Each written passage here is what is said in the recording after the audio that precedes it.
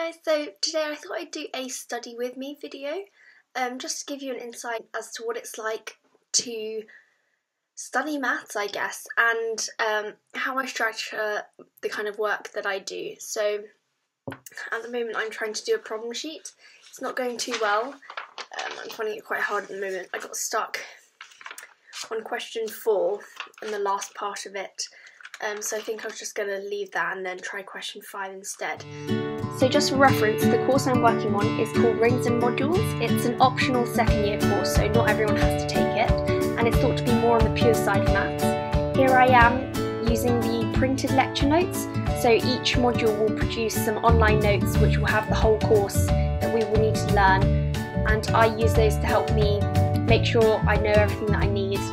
And I've also got my written lecture notes there that I've made during lectures, and I also use textbooks. And I think having all these resources helps me to try and understand the topic better. So if a concept might be written a certain way in a textbook and then rewritten again in the online notes, just having those different points of view is really helpful for understanding those concepts and being able to try and answer the questions.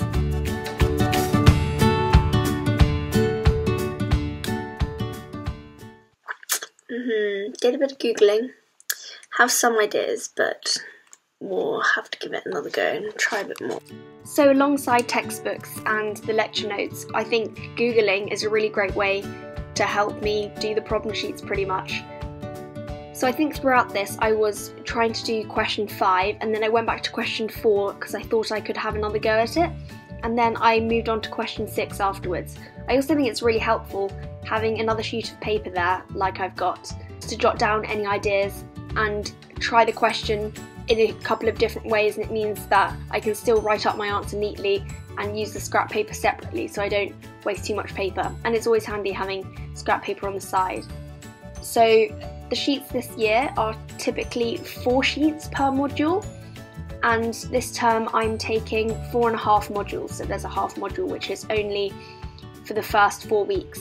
And this sheet in particular was around 9 questions long, but they can vary from 5 questions to as many as 15. It just means that if it's only 5 questions long, each question is made up of multiple parts, and they usually take quite a long time each. And typically I'd say each question these days takes me about an hour, but it could take longer if I don't really understand what's going on. So I think I had just had the lecture recently for this course and still didn't quite understand the concept, so I found I needed to check my lecture notes, the online notes, the textbook, and Google any definitions I didn't immediately know to help me answer the questions. And that's pretty much how I do a problem sheet, by using all these resources, which is why it's sometimes easy to just do all my work in my room, because I have all these things with me. Otherwise they'd be quite heavy to carry around, but it's also nice to work in the library sometimes as well and just take my laptop, which will have the online notes on as well. And more recently I've taken to working in the Maths Institute.